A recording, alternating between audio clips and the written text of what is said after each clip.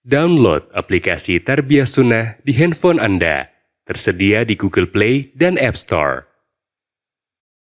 Bismillahirrahmanirrahim.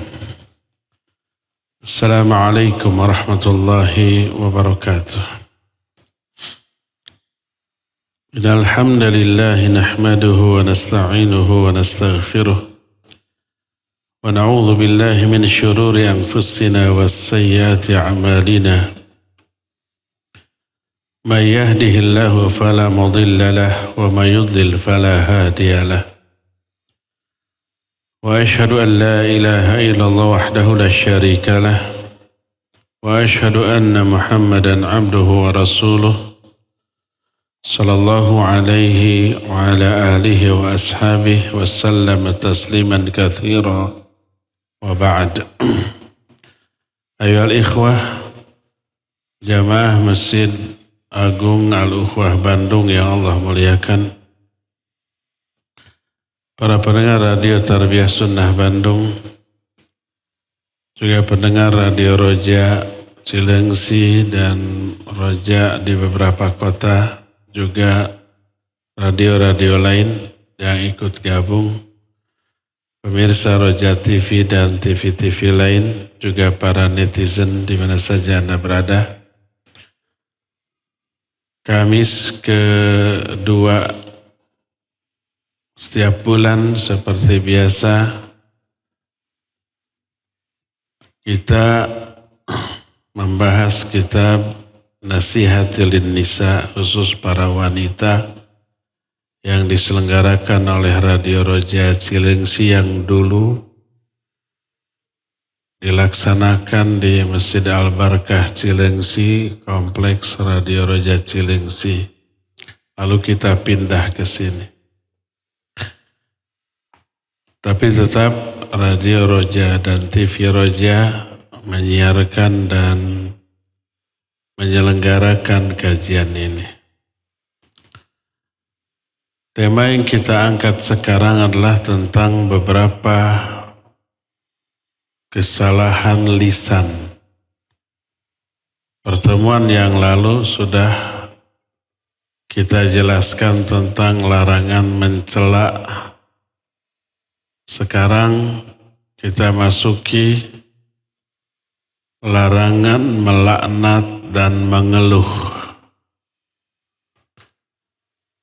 Makna asal laknat ada dua makna. Makna pertama as-sab, yaitu mencela. Makna yang kedua adalah at-tardu wal ibti'ad min rahmatillah. Mengusir atau menjauhkan seseorang dari rahmat Allah. Dalam bentuk berdoa. Kalau seorang berkata, semoga Allah melaknatmu, artinya semoga Allah menjauhkanmu dari rahmat dunia akhirat. Melaknat sesama mukmin haram dan termasuk di antara dosa besar. Hadis sahih riwayat Imam Bukhari bahwa Thabit bin Ad-Dhahhak berkata Rasul sallallahu alaihi wasallam, wa man la'ana mu'minan fahuwa kaqatlih. Siapa orang yang melaknat seorang mukmin itu sama dosanya dengan membunuhnya. Contoh melaknat seorang mukmin adalah semoga Allah melaknatmu. Semoga Allah menjauhkanmu dari rahmat. Dan yang sejenisnya. Berkata Al-Hafidh Imam Ibnu Hajar Al-Asqalani rahimahullah ketika menerangkan hadis ini, kenapa orang yang melaknat sesama mukmin itu sama dengan membunuhnya? Li'annahu idza la'anahu faka'annahu da'a alaihi bil halak. Karena apabila seseorang melaknat orang lain, seolah-olah orang itu mendoakan orang lain tersebut agar segera mati. Berdasarkan hal itu, maka haram hukumnya melaknat sesama mukmin, mendoakan kebinasaan terhadap sesama mukmin. Dan melaknat bukanlah karakter seorang mukmin.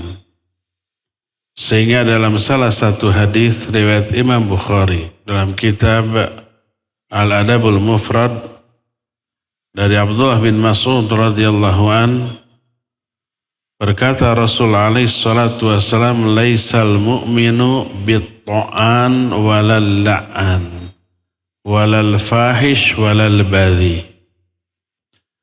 Seorang mukmin itu bukanlah seorang yang tukang mencela dan tukang melaknat, tukang berkata keji ataupun berkata kasar. Karena itulah maka orang yang suka melaknat maka gugur persaksian dan hak memberi syafaat pada hari kiamat.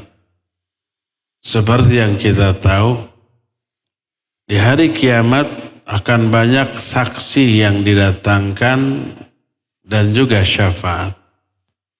Seseorang bisa memberi syafaat kepada orang lain. Orang tua ke anaknya, anak ke orang tuanya, bahkan seseorang mukmin kepada saudaranya, kawannya sesama mukmin. Juga menjadi saksi yang meringankan atau yang menguntungkan. Tapi orang yang suka melaknat, gugur hak memberi syafaat dan memberi persaksian pada hari kiamat. Sebagaimana diterangkan dalam hadis sahih riwayat Imam Muslim. Berkata Rasul sallallahu alaihi wasallam dalam hadis dari Abu Darda radhiyallahu an, la yakunul la'anuna syufa'a wala syuhada yaumal qiyamah. Para tukang laknat itu dia tidak akan menjadi pemberi syafaat ataupun para saksi pada hari kiamat. Gugur hak untuk memberi syafaat dan hak memberikan persaksian pada hari kiamat. Karena itulah orang yang suka melaknat, maka dia tidak mungkin menjadi seorang siddiq. Siddiq itu level tertinggi yang bisa diraih oleh seorang mukmin di bawah level para nabi. Makanya disebutkan dalam ayat, wa may yuti'illaha wa rasulahu faulaika ma'alladzina an'amallahu alaihim minan nabiyina was-siddiqin wasyuhada was-salihin. Siapa orang yang taat kepada Allah dan Rasulnya, maka mereka akan bersama orang-orang yang telah berikan nikmat kepada mereka, baik dari kalangan para nabi, para siddiqin, para syuhada, para solihin. 4 level kemuliaan yang bisa diraih oleh manusia. Pertama, level tertinggi para nabi. Kedua, para siddiqin. Ini yang bisa diraih oleh setiap mukmin. Ketiga, para syuhada. Keempat, para solihin. Nah, orang yang tukang laknat mustahil dia bisa mencapai level para siddiqin. Para siddiqin orang-orang yang mustahil memiliki karakter suka melaknat. Sebagaimana sabda Nabi SAW dalam hadis yang diterima dari Abu Hurairah radhiyallahu an, kata beliau, la yambagi lisiddiqin ayyakuna la'anan.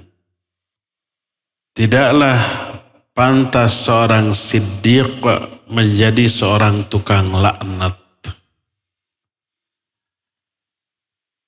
Kalau laknat ini ditujukan kepada seseorang yang orang itu tidak layak memperoleh laknat. Karena emosi, karena marah, karena hawa nafsu, seseorang melaknat orang mukmin, para orang mukmin itu orang soleh yang nggak layak dilaknat. Maka nanti laknat itu akan kembali kepada diri si pelaknat. Isi laknatannya kembali kepada dirinya. Sebagaimana diterangkan dalam hadis yang diriwayatkan oleh Imam Abu Daud dalam kitab Sunannya, diterima dari Abu Darda radhiyallahu anhu. Berkata Nabi alaihi salatu wassalam, "Innal 'amda idza la'ana syai'an sa'idatil la'natu ila as-sama fatughlaqu abwabus sama'i dunaha thumma tahbitu ila al-ard fata'khudhu yaminan wa yasratan fa idza lam tajid masaghan raja'at ila alladhi lu'ina fa in kana ahlan wa illa raja'at ila qailiha." Seorang hamba apabila melaknat sesuatu itu umum, baik orang, binatang, atau mungkin barang. Kadang barang menjengkelkan pemiliknya, si pemiliknya sampai melaknat. Contoh yang nyata, HP, gadget, tablet, laptop, komputer, si internetnya lemot gitu kan. Suka marah nggak kepada HP-nya, kepada laptopnya, dipukul, dilaknat? Ya, suka. Pokoknya bila seorang hamba melaknat sesuatu, mungkin barang, mungkin orang, mungkin binatang, laknat itu naik ke atas langit. Setelah naik, maka pintu langit di bawahnya itu tertutup. Kemudian dia turun lagi ke bumi, si laknat ini. Dia bergerak ke kanan ataupun ke kiri mencari target laknatnya. Maka apabila dia tidak menemukan target laknatnya, atau orang yang dilaknat, sesuatu yang dilaknat itu adalah orang yang tidak layak memperoleh laknat, kembalilah laknat itu kepada orang yang mengucapkannya. Hadis ini dinukil oleh Imam Ibnu Hajar al-Asqalani rahimahullah dalam kitab Fathul Bari dengan sanad yang jayyid. Dan ada syawahid, ada beberapa hadis penguat. Kalau ini dari Abu Darda. Ada lagi hadis yang semakna dari Ibnu Mas'ud dengan sanad yang hasan. Riwayat Imam At-Tirmidzi dan Imam An-Nasai dari Ibnu Abbas radhiyallahu anhuma. Semua rawi-rawinya adalah thiqat. Intinya melaknat itu min kabairi dzunub. Termasuk dosa-dosa besar. Pelakunya terancam dengan ancaman azab dunia sampai akhirat.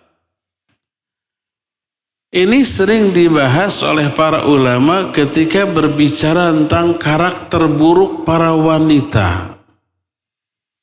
Karena para wanita lah yang umumnya tidak mampu mengendalikan lisannya. Mereka bawel, mereka cerewet,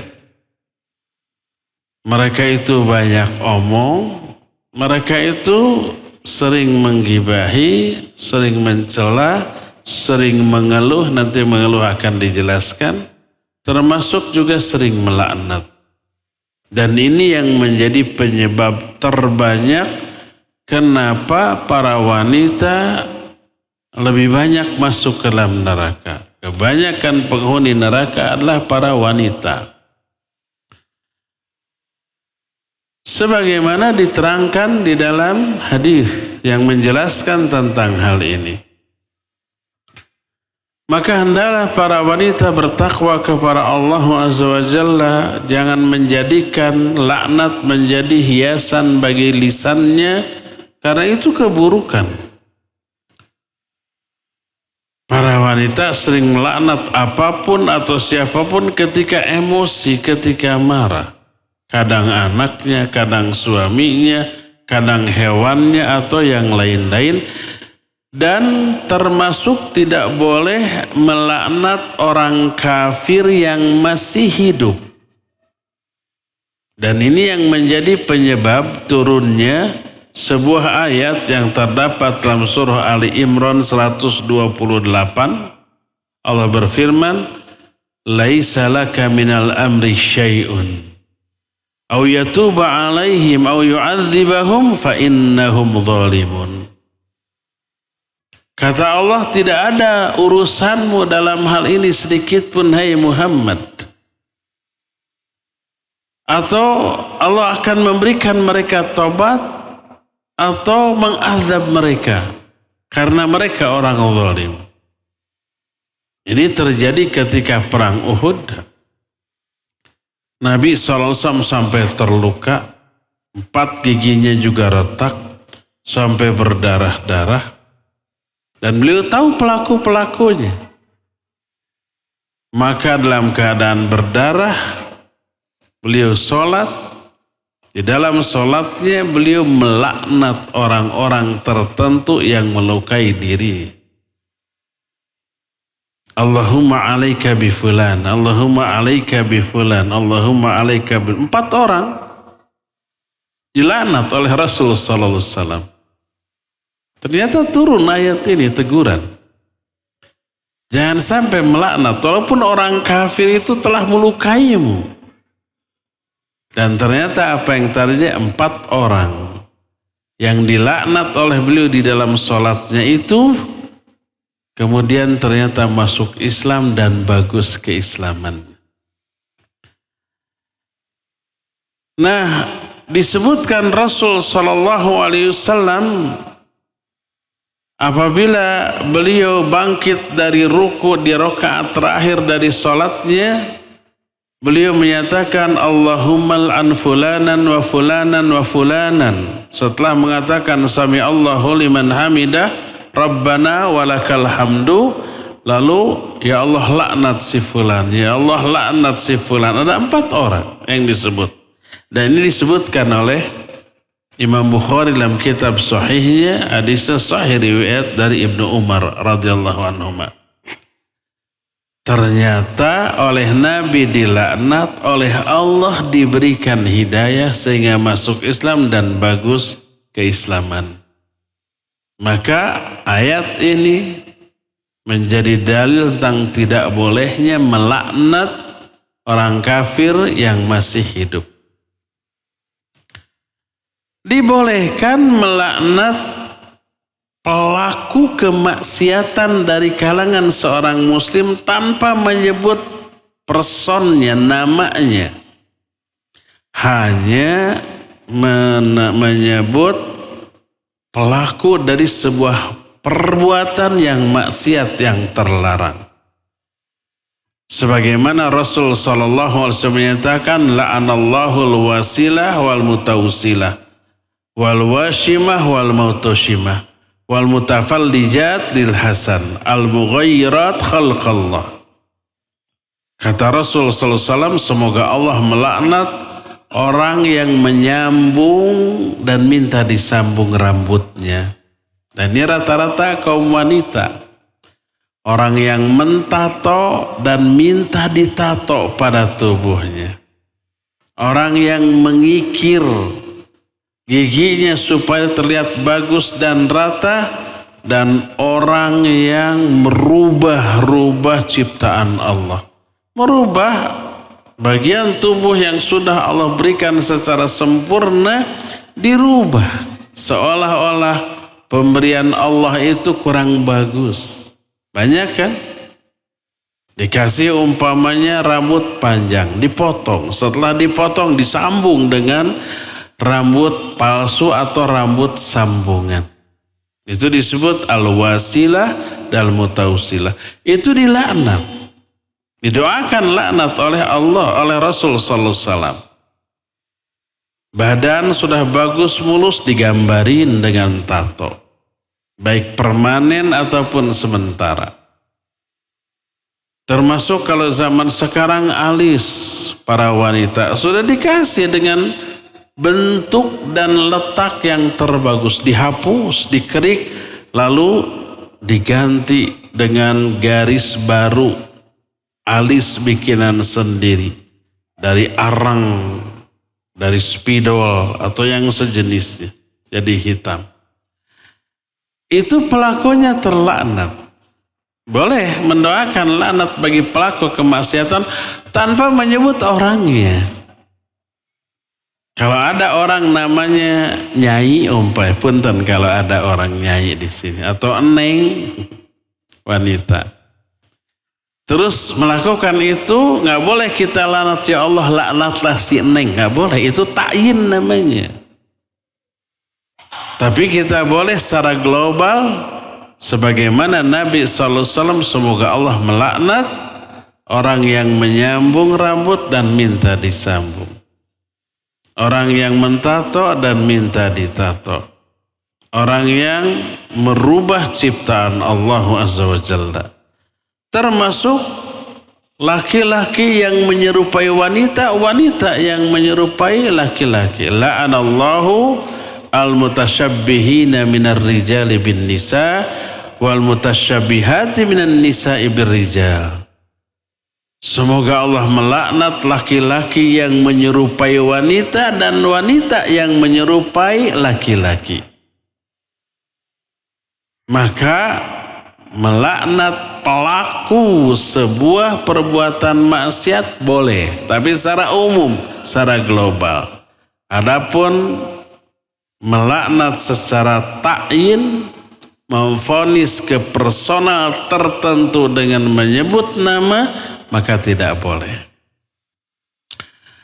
Adapun orang kafir yang mati di atas kekafiran, maka boleh melaknatnya untuk menjelaskan kepada manusia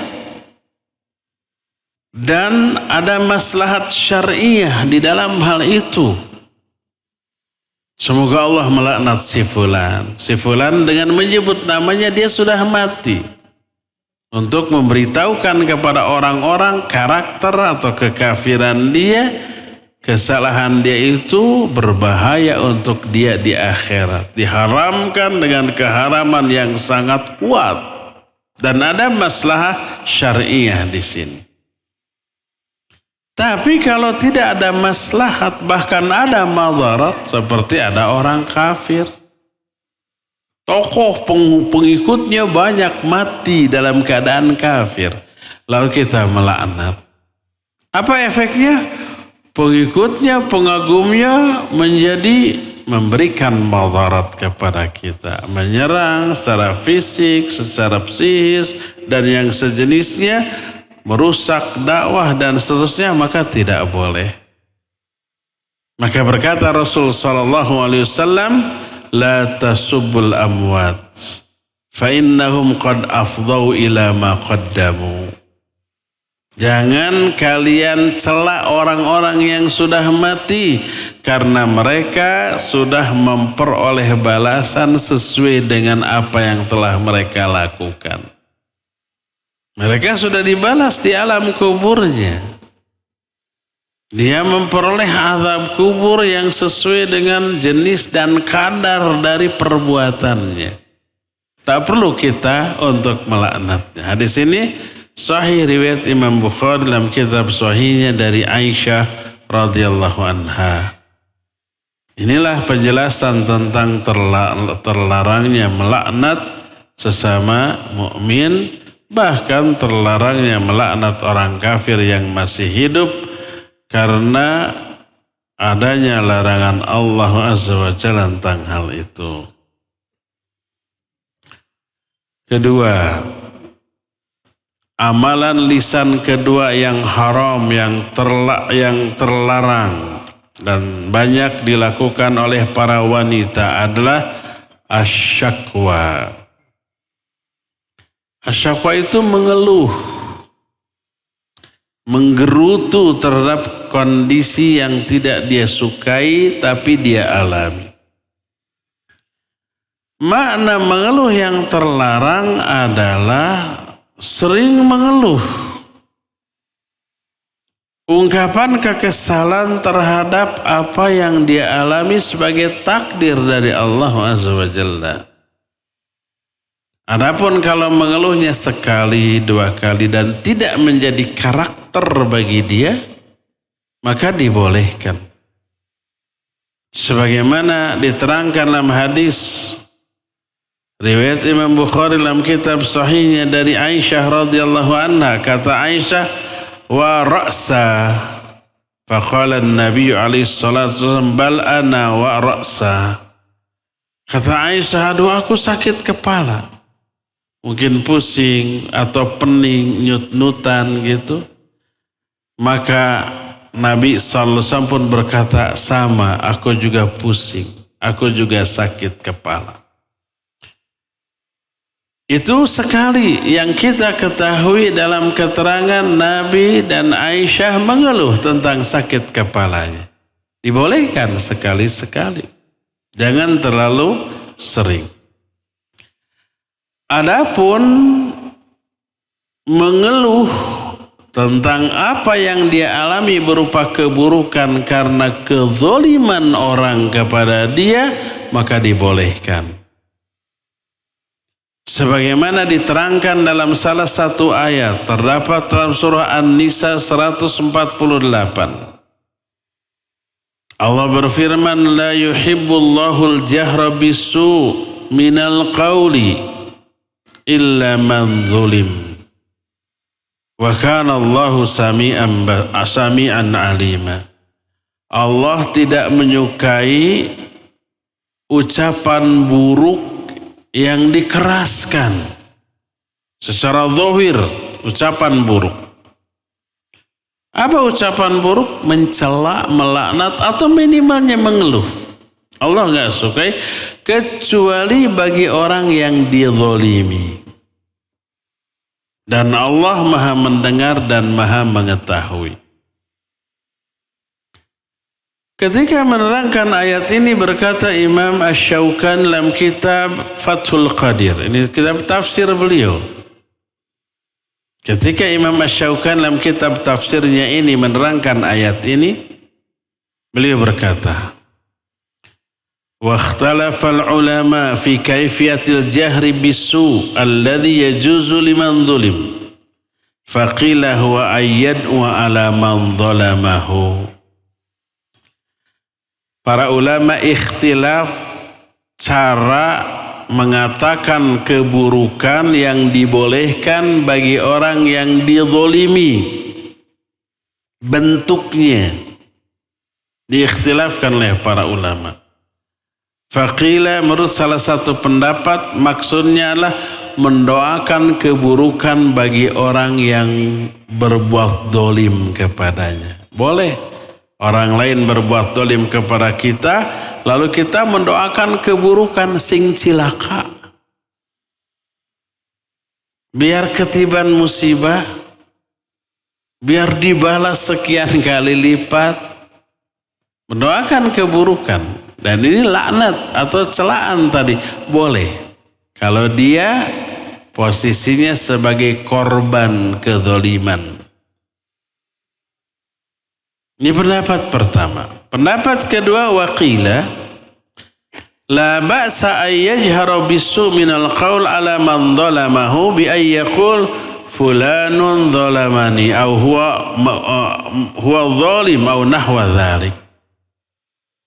Kedua, boleh dalam bentuk mengeluhkan orang yang mendoliminya dengan mengatakan si fulani telah mendolimi saya. Dia ngomong ke orang menggibahinya. Si fulan dolim kepada saya. Dia ini benar-benar dolim. Dia ini benar-benar jahat. Boleh melakukan itu bagi si korban kedoliman. Ini yang kedua. Pendapat ketiga, waqila ma'nahu illa man ukriha ala ayajhara bisu'i minal qaul min kufrin aw nahwihi fahuwa mubahun lahu. Wal ayah ala hadha fil ikrah. Mana ketiga, orang yang dipaksa untuk mengatakan keburukan berupa kekufuran. Umpamanya dipaksa, kalau enggak saya hajar lo, kalau enggak saya penjara lo. Dia berkuasa kalau enggak saya bunuh lo. Ayo kamu katakan. Perkataan itu kekufuran. Mungkin melaknat seorang tokoh agama, mungkin mencela Nabi kita Muhammad SAW.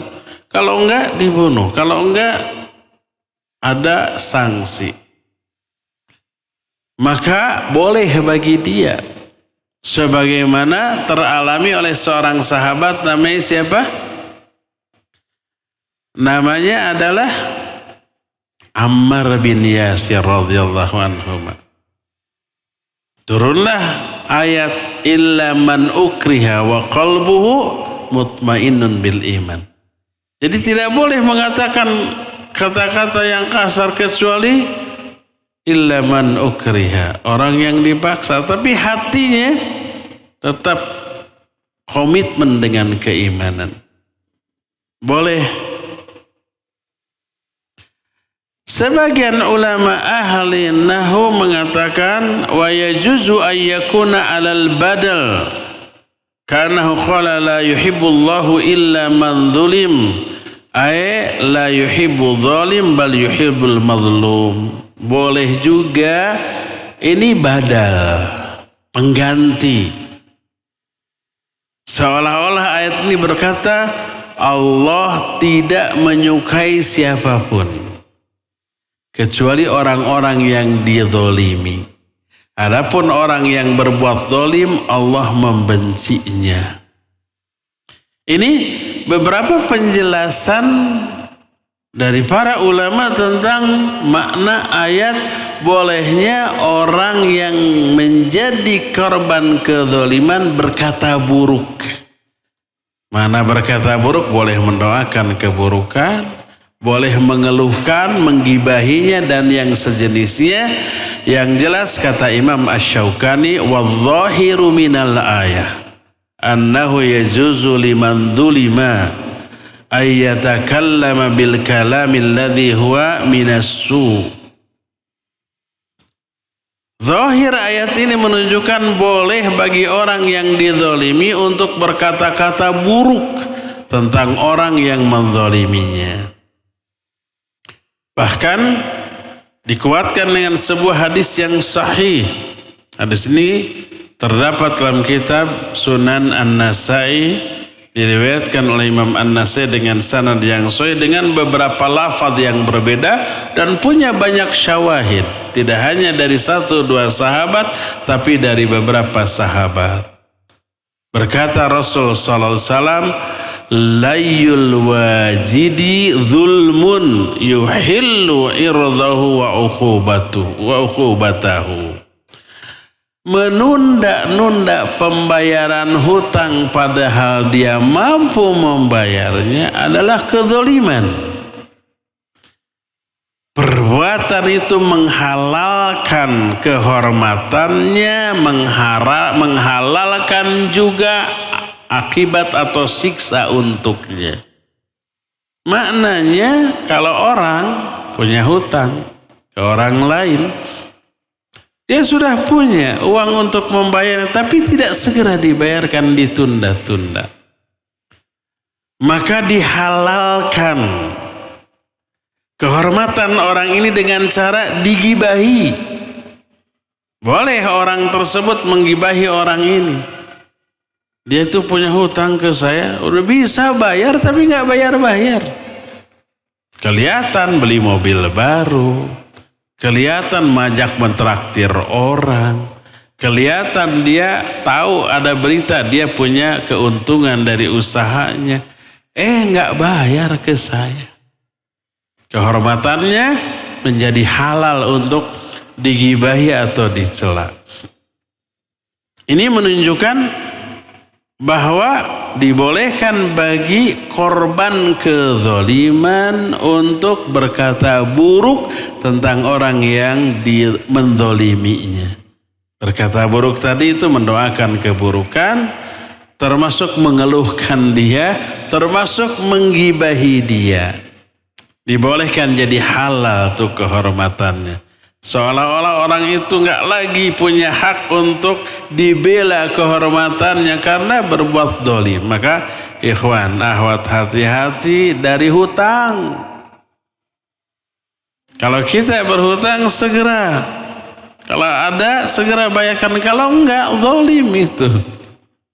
Dan tahu nggak, rata-rata orang yang punya hutang tapi suka menunda pembayaran hutang itu orang kaya. Walaupun korban kezalimannya lebih kaya dari dia. Korban kezalimannya bank. Yang berbuat zalimnya pemegang kartu kredit. Kartu kredit itu memalukan karena kartu untuk ngutang. Untuk ngutang kok bangga. Tapi orang rata-rata kalau punya kartu kredit bangga ya enggak? Apalagi platinum. Apa limitnya? Bisa ratusan juta, 500 juta. Beli mobil cukup kalau pakai kartu kredit. Apalagi kalau ke supermarket, ke mall, pas bayar keluar kartu gaya. Padahal hina, zalim. Dia punya uang cash untuk bayar, tapi nggak mau cash, ngutang dulu. Nanti akhir bulan dibayar dengan cara didebit dari saldo rekening dia, kan gitunya kartu kredit zalim itu. Maka sudah rusak aja, tutup kartu kredit tersebut.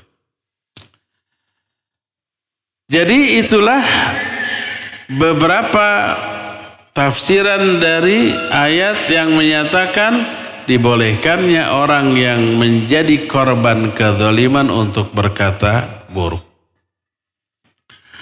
Adapun kalau mengeluhnya itu kepada Allah, maka ini dibolehkan dan tidak bertolak belakang dengan kesabaran. Seperti umpama Nabi Yakub alaihissalatu wassalam. Beliau berjanji untuk sabar dengan sabar yang jamil atas apapun musibahnya, dan seorang nabi tidak mungkin memungkiri janjinya. Dalam surah Yusuf ayat 86 Allah menyatakan, berkata Nabi Yakub, innama ashku bathi wa huzni ilallah. Sesungguhnya aku hanya mengeluhkan penderitaanku, kesedihanku kepada Allah subhanahu wa ta'ala. Beliau mengeluh kepada Allah, bukan kepada sama manusia. Demikian juga Nabi Ayub alaihissalatu wassalam. Beliau seorang yang tabah dan sabar, tapi mengeluh kepada Allah. Boleh, tidak tercela. Sebagaimana diterangkan dalam surah Al-Anbiya ayat 83, berkata Ayub alaihissalatu wassalam, massaniyadh-dhurru wa anta arhamur rahimin. Ya Allah, engkau tahu aku ini sedang ditimpa sebuah madarat, yaitu penyakit yang membuat beliau sangat-sangat menderita, dijauhi oleh semua orang, dan engkau maha rahman di antara para penyayang, paling penyayang di antara para penyayang. Jadi dibolehkan mengeluh kepada Allah dan tidak tercela. Tidak bertolak belakang dengan kesabaran. Tidak mengurangi kadar dari kesabaran. Nah, yang bertolak belakang dengan kesabarannya itu adalah mengeluh kepada sama manusia atas takdir buruk yang dia terima. Objek atau pihak yang dikeluhkannya Allah. Mengeluhnya kepada orang. Umpamanya seseorang menderita, penderitaan itu takdir Allah atas dirinya. Lalu penderitaan itu dia keluhkan kepada sesama manusia. Berarti mengeluhkan tentang Allah kepada makhluknya. Ini yang terlarang. Sebagaimana disebutkan bahwa Nabi SAW melihat ada seseorang mengeluh kepada orang lain tentang penderitaan, kemiskinan yang dia alami. Penderitaannya, nasib buruknya itu takdir Allah atas dia. Mengeluh kepada orang lain, saya mah hirup tak kia-kia teuing, kan gitu. Saya hidup kok kayak gini-gini amat ya. Fakir, miskin, susah, dan seterusnya. Maka ditegur, ya hadza atashku may yarhamuka ila man la yarhamuka. Wahai fulan, apakah kamu mengeluhkan Allah yang menyayangimu kepada orang yang tidak menyayangimu? Allah mah pasti menyayangi kita. Walaupun kadang-kadang atau seringkali bentuk kasih sayang Allah itu berupa penderitaan. Innallaha idza ahabba qauman ibtalahum. Allah itu kalau mencintai suatu kaum, Allah berikan ujian kepada mereka. Allah berikan musibah kepada mereka. Makanya manusia dengan ujian dan musibah terberat siapa? Para nabi. Asyaddun nasi bala'an al-anbiya thumma salihun thumma al-amsal fal-amthal. Yubtala ar-rajulu ala hasbi dini wa in kana fi dinihi salabah zidalahu fil bala'. Manusia dengan ujian yang paling hebat, paling berat adalah para nabi. Lalu orang soleh, lalu orang di bawah itu. Seseorang akan diuji berupa kesulitan, penderitaan berdasarkan kadar imannya. Makin hebat imannya, makin hebat ujiannya. Kok bisa sayang tapi memberi penderitaan? Iya, karena penderitaan itu lebih banyak menguntungkannya. Musibah, penderitaan, kanyeri, kaperi lebih banyak menguntungkan daripada merugikan. Ruginya cuma satu, yaitu penderitaan. Saya sudah menderita. Di balik itu untungnya apa? Dosa gugur. Pahala kesabaran dicurahkan tanpa batas. Doanya didengar, dikabul oleh Allah Subhanahu wa ta'ala. Kemuliaannya diangkat lebih tinggi lagi daripada sebelumnya. Mentalnya lebih kuat lagi daripada sebelumnya. Terus setelah usainya penderitaan ini berlalu, Allah ganti dengan dua kebahagiaan yang tidak terduga. Inna ma'al usri yusran, inna ma'al usri yusra. Maknanya setelah satu kesulitan akan datang dua kemudahan. Itu lihat, banyak keuntungannya. Makanya penderitaan yang Allah berikan kepada seorang itu kasih sayang Allah. Ketetapan Allah yang baik untuk dia, dia keluhkan kepada seseorang, kepada makhluknya. Ditegur oleh Rasul sallallahu alaihi wasallam, ya hadza atashku may yarhamuka ila man la yarhamuk. Hei fulan, apa kamu mengeluhkan Allah yang menyayangimu kepada orang yang tidak menyayangimu? Kita ketika sakit ke dokter, oleh dokter kita disakiti, diberi beberapa penderitaan. Apa sih penderitaan yang menyakitkan dari dokter? Harus disuntik. Sakit nggak disuntik? Sakit. Fisik apa psikis? Dua-duanya. Fisik sakit, tadi tojos ku jarum. Psikis juga, jangan-jangan salah nyuntik, jangan-jangan jarumnya patah, kan gitunya macam-macam tuh. Setelah itu belum berhenti tuh, kadang lebih disuntik, kadang harus diinfus, kadang harus dioperasi, kan gitunya, menyakitkan. Setelah itu melarang dari yang enak-enak, jangan makan kambing, jangan makan si montong. Jangan makan yang enak-enak gitu ya. Dilarang. Makannya apa? Yang pahit-pahit nih obat. Pahit, peheur, pahang. Makan. Menderita. Cukup sampai di sana? Enggak. Setelah itu apa? Minta duit, bayar. Kita nurut nggak sebagai pasien? Kata dokter, siapkan, saya usahakan tujos dengan jarum. Lari nggak? Enggak, pasrah. Ya enggak? Silakan dok. Itu, tahu dia sakit, deg-degan. Dikasih obat, dibuang apa dimakan? Dimakan walaupun pahit. Dimintai uang, menolak apa bayar? Bayar.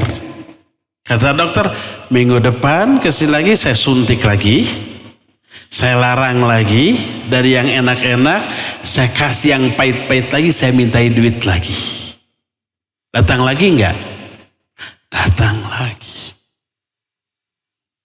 Walaupun dokter melakukan tindakan yang menyakiti kita, tapi kita pasrah karena yakin di balik rasa sakit itu ada maslahat. Kita jadi sembuh, kita jadi kuat, kan gitunya. Pernah nggak kita habis dari dokter mengeluhkan, itu dokter kurang ajar banget, saya ditojos.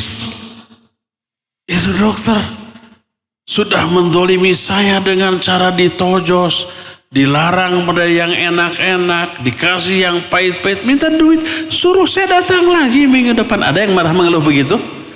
Tidak pernah ada.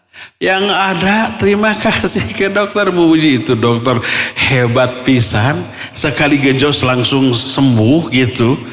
Makanya saya mah kadang-kadang suka kangen ke dokter, nggak sakit juga cari-cari alasan. Apalagi pasiennya ibu-ibu, dokternya ganteng, nggak sakit juga pura-pura sakit. Ada yang begitu? Ada. Kalau dokter menetapkan tindakan yang menyakiti, kita maklumi, ya, kita pasrah. Kenapa kalau Allah yang memberikan penderitaan yang membuat maslahat bagi kita, kita keluhkan? Maka jangan keluhkan nasib apapun yang menimpa kita kepada sesama manusia. Bahkan mengeluh inilah yang menjadi penyebab banyaknya para wanita di dalam neraka, sebagaimana dijelaskan dalam salah satu hadis sahih diriwayatkan oleh Imam Muslim, diterima dari dari Jabir bin Abdullah radhiyallahu anhuma.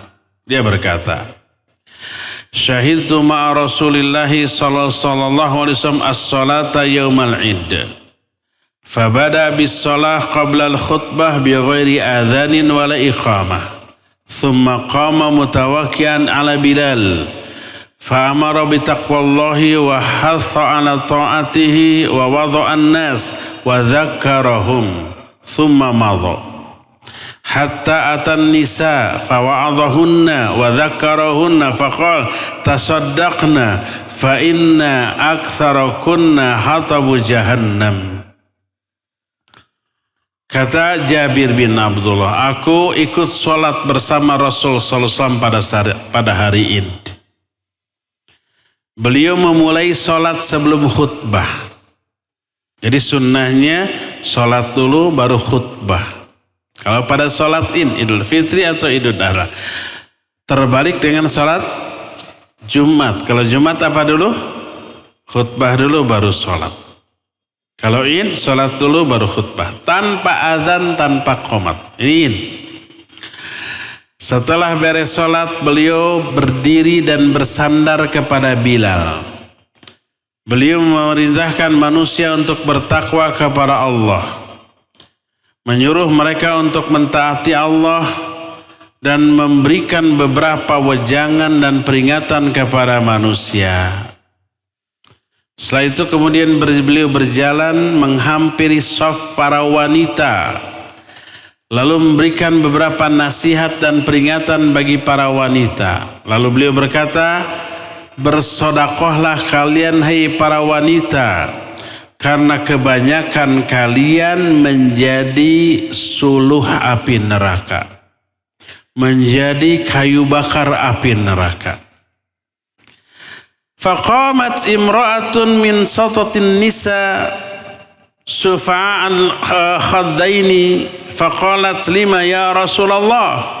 Tiba-tiba dari saf para wanita berdiri seorang wanita yang di kedua pipinya ada flek-flek hitam. Kemudian dia bertanya, kenapa sampai demikian ya Rasulullah? Kenapa kebanyakan penghuni neraka itu adalah para wanita?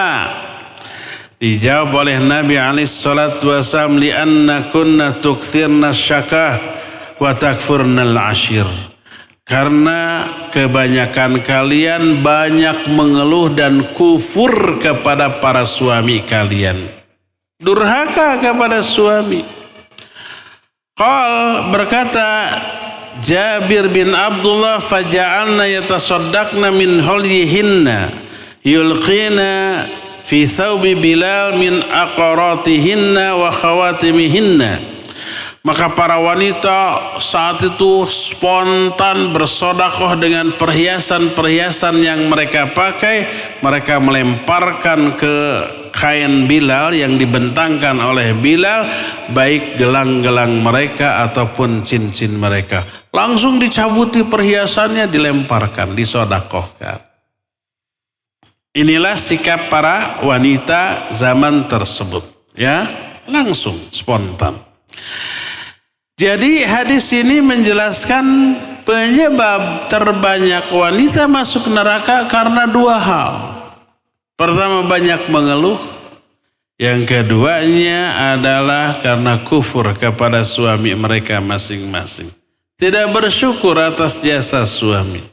Maka wahai para wanita, kurangi, kalau bisa hilangkan dua hal ini. Pertama, jangan banyak mengeluh atas nasib buruk yang dialami. Itu ketetapan Allah yang wajib kita hadapi dengan kesabaran, wajib kita terima dengan ridha. Dan yang kedua, taati suamimu, jangan durhaka, jangan nusus, jangan membantah, karena itu menjadi penyebab masuknya wanita ke dalam neraka, waliyadzubillah, ya.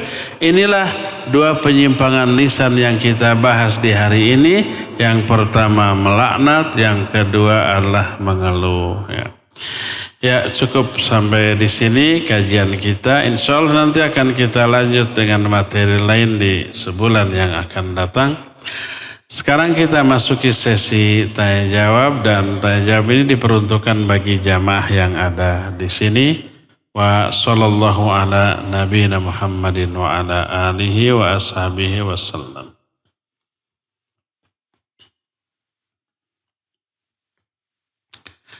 Assalamualaikum Ustaz. Waalaikumsalam warahmatullahi.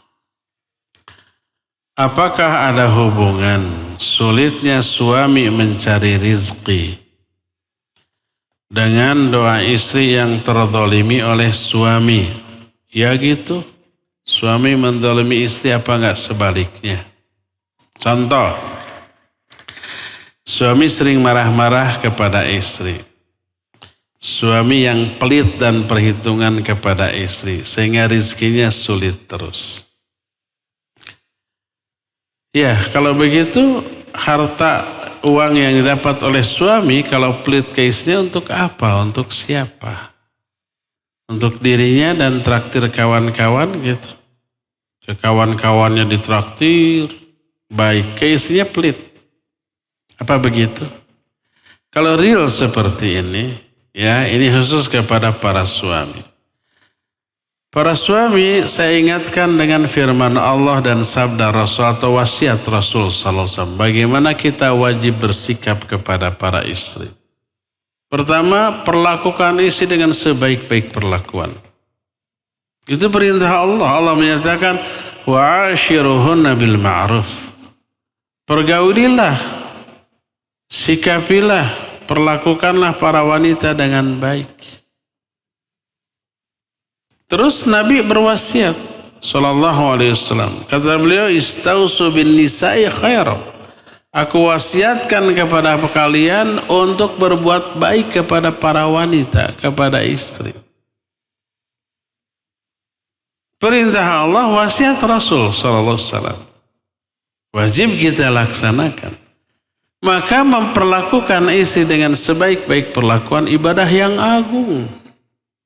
Melaksanakan perintah Allah, melaksanakan wasiat Rasul sallallahu alaihi wasallam, maka kriteria baik buruknya seorang suami di mata Allah salah satunya dilihat dari sebaik apa sikap dia kepada istrinya.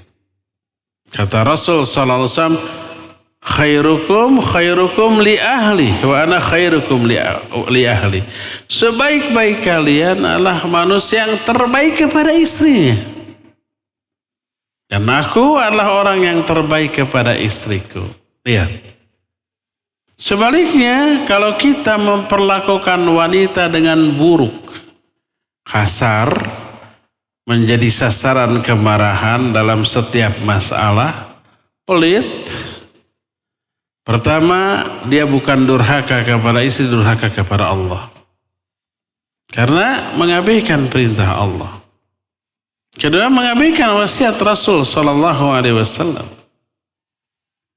Ketiganya, menyakiti hati mertuanya. Mertuanya melihat anaknya disakiti walaupun oleh suaminya gimana? Ya sakitlah hatinya ya. Tentu saja istri tersakiti, anak juga tersakiti, banyak pihak loh. Tapi yang terutama Allah dan Rasulnya, itu yang kita durhakai kalau kita memperlakukan istri secara buruk. Nah, itu pertama. Kedua, infak teragung, terbesar pahalanya bukan infak di jalan Allah. Bukan kepada fakir miskin, janda-janda tua, apalagi ke janda muda. Bukan ke anak-anak yatim, tapi infak dengan pahala terbanyak adalah kepada istri. Kata Nabi SAW, dinarun anfaqtahu fi sabilillah, wa dinarun anfaqtahu alal masakin. Dan seterusnya disebut, wa dinarun anfaqtahu ala ahlik. 1 dinar yang kamu infakkan di jalan Allah, atau 1 dinar yang kau infakkan kepada para fukara, masakin, atau kepada anak yatim, dibanding 1 dinar yang kamu infakkan kepada istrimu, fa ajruha ajran dinarun anfaqtahu ala ahlik. Maka yang paling besar pahalanya adalah 1 dinar yang kamu berikan, infakkan kepada istrimu. Ini terbesar. Kenapa? Karena melaksanakan perintah Allah yang hukumnya wajib ain, fardu ain. Allah berfirman, ar-rijalu qawwamuna 'alan nisa bima faddalallahu ba'dahum 'ala ba'd wa bima anfaqu min amwalihim. Laki-laki itu pemimpin bagi wanita karena Allah telah melebihkan laki-laki dibanding wanita, dan karena kewajiban laki-laki memberi nafkah wajib, fardu ain. Kalau infak di jalan Allah kepada anak-anak yatim, kepada fakir miskin, sunnah hukumnya. Mana yang lebih besar pahalanya, sunnah atau wajib? Wajib. Wajibnya fardu ain, bukan fardu kifayah. Maka siapa saja istri yang menyia-nyiakan hak, mengabaikan hak istri dan anak-anaknya sebagai orang yang ada di bawah tanggung jawabannya, dosanya besar. Hadis sahih riwayat Imam Muslim menyatakan, kafa bil mar'i ithman idza dhayya'a man ya'un. Cukuplah seorang itu dianggap dosa besar apabila dia mengabaikan hak orang-orang yang menjadi tanggung jawabnya. Maka kalau kita baik ke sesama kawan, harus lebih baik lagi ke istrinya. Kalau kita berehan, dermawan, sering traktir kepada kawan, ayo makan di restoran, pilih restoran termahal, sekali makan jutaan. Ke istrinya harus lebih lagi daripada itu, pahalanya lebih besar. Dan itu menentukan kriteria baik buruknya kita di mata Allah dan Rasulnya. Khairukum li ahli. Sebaik-baik kalian adalah orang yang paling baik kepada istrinya. Jadi para laki-laki Curahkan kasih sayang, perhatian, prioritas kepada istri dan anak-anak sebelum kepada orang lain. Karena mereka tanggung jawab kita lahir batin dunia akhirat. Dan kewajiban terbesar kita terhadap mereka sebelum kepada orang lain. Ya. Apa pertanyaannya tadi? Apa ada hubungannya sulitnya suami mencari ya mungkin ya. Ya, istri dan anak-anak rizkinya itu Allah berikan melalui suaminya. Melalui siapa lagi ya tuh? Kan itu tanggung jawab kita sebagai suami ya. Jadi makin banyak kita salurkan rezeki kita kepada istri dan anak-anak, makin banyak jatah yang Allah berikan kepada kita. Setelah umpamanya anak-anak dan istri terpenuhi kebutuhan pokoknya, ya boleh kita lebih baik infak kepada yang lain. Tapi kalau ini jatah untuk istrinya, melalui kita sebagai suami, jatah untuk anak-anaknya. Tapi ternyata tidak diberikan atau diberi dengan kadar yang sedikit, kurang. Maka jatah rizki mereka melalui kita tidak tersalurkan oleh kita. Mungkin Allah kurangi, mungkin. Makanya salah satu penyebab syaratnya rizki adalah kurangnya tertunaikan hak-hak istri dan anak-anak oleh suaminya masing-masing. Ya, berbuat baiklah kepada istri dan anak-anak. Ustaz, saya sakit dan suka mengeluh karena semenjak saya sakit saya banyak pantangan makanan. Saya tidak bisa menikmati makanan yang dulu saya makan. Tapi kalau makan apa yang saya mau makan, saya takut penyakit saya ini bertambah parah. Apa mengeluh saya ini dosa? Nikmati, jangan mengeluh. Ada orang-orang yang bebas makan, tidak ada pantangan, tapi dia selektif. Karena tahu berdasarkan pengalaman, ada orang terdekatnya, ada orang lain yang karena tidak menjaga makan terkena banyak penyakit. Dia obesitas, kegemukan, kalau kegemukan bisa berpenyakit gula. Gula bisa kemana-mana, bisa ke jantung, bisa ke paru-paru, bisa ke kanker. Oh, macam itu bahaya. Melihat pengalaman orang lain begitu, akhirnya kita menjaga pola makan. Hanya mengkonsumsi yang baik untuk tubuh kita. Buah, sayur, protein gitu ya. Menghindari makanan kaleng, makanan kemasan. Menghindari gula, menghindari gorengan, menghindari tepung-tepungan, menghindari santan-santanan. Awalnya mungkin menderita tapi lama-lama enjoy, enak. Lama-lama justru makanan-makanan itu terasa nikmat. Nikmat tidaknya tergantung bagaimana kita meraciknya. Ini termasuk pengalaman saya begitu. Saya tidak makan semua itu, enak. Bisa makan enak, bisa. Tidak ada pantangan dari dokter, tidak ada. Makanya kalau ada simontong tetap makan. Tapi selain itu enggak saya masak sendiri dan enak. Ketika ada gula yang masuk terasa ke tubuh ini nggak enak. Maka tubuh menolak. Akhirnya kita pun menjadi tidak suka kepada yang manis-manis kayak begitu. Tidak suka kepada ada yang gorengan-gorengan kayak gitu. Efeknya di lidah enak, di perut dan di badan nggak enak. Akhirnya sengaja kita menghindarinya dan usaha menghindari itu terasa nikmat. Sebagaimana kita saum, lapar, haus, ada makanan, menghindari makan minuman yang kita sukai di saat kita saum, terasa nikmat, terasa ini sebuah perjuangan yang bernilai gitu. Ya, jangan dikeluhkan, nikmati saja, enjoy saja, maka kita akan berbahagia, akan senang dengan kondisi seperti itu. Itu yang sehat, apalagi yang sakit ya. Yang sakit harus menghindari makanan ini, makanan itu, maka bergembiralah ya. Ini demi kemaslahatan dan kesehatan tubuh kita.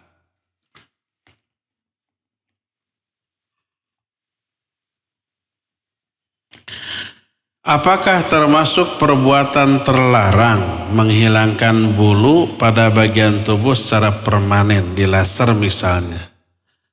Kalau bagian tubuh bulu yang dihilangkan itu memang sunnahnya dipotong, nggak apa-apa. Tapi kalau permanen jangan, nanti kita nggak dapat pahala. Umpamanya kumis, bagi laki-laki sunnah dipotong ya. Kumisnya jangan bibirnya. Ada pahala di sana, ada pelaksanaan sunnah. Lalu kita oleskan obat yang mematikan kumis selama-lamanya. Nanti kita nggak dapat pahala motong kumis.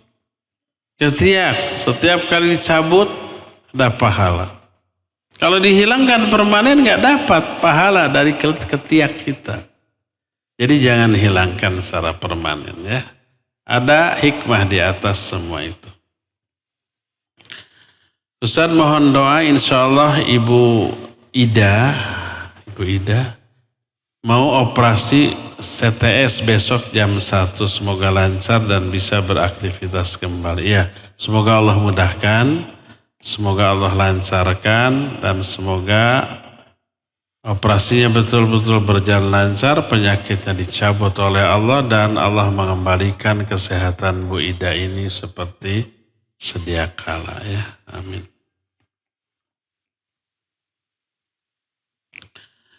Kalau puasa Yaumil Bid hanya dilaksanakan sehari atau 2 hari saja, boleh apa tidak? Kalau pertanyaan boleh atau tidak, boleh saja. Hanya sekali tidak dilaksanakan pun tidak dosa.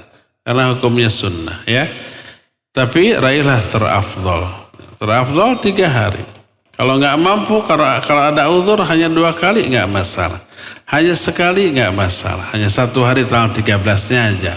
14-15 nama ada main bola, jadi haus nggak saum, nggak dosa. Bahkan 3 harinya tidak saum tidak dosa.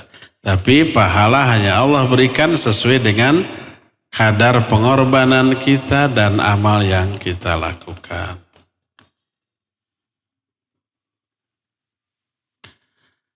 Assalamualaikum warahmatullahi wabarakatuh. Dulu saya pernah bekerja di perusahaan perbankan ribawi. Suatu ketika saya mengalami kesulitan ekonomi. Lalu saya meminjam uang kepada teman saya yang juga bekerja di perusahaan perbankan ribawi. Apakah saya tetap harus membayar hutang saya, sedangkan uang yang dipinjamkan adalah uang haram? Ya tetap wajib. Kalau kita pinjam umpamanya ke bank, wajib dibayar, wajib. Bunganya gimana? Bayar juga, karena kalau nggak dibayar tetap jadi hutang yang bunga berbunga, nanti bisa disita rumah kita. Kita membayar bunganya bukan karena ridho kepada bunganya, tapi untuk menghindarkan madarat. Kalau nggak dibayar, berkembang, berbunga lagi. Tiba-tiba datang aja surat penyitaan terhadap aset yang kita miliki. Bisa begitu. Jadi membayarnya demi kemaslahatan kita sendiri ya. Wajib tetap dibayar. Walaupun orang itu sumber penghasilannya dari yang haram. Ya cukup ya, sampai di sini saja. Insya Allah besok lihat sikon, lihat pengumuman.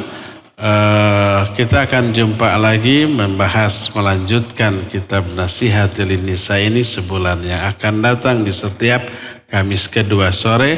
Subhanakallahum bihamdik asyhadu an la ilaha illa anta astaghfiruka wa atubu ilaik walhamdulillahi rabbil alamin. Wassalamualaikum warahmatullahi wabarakatuh.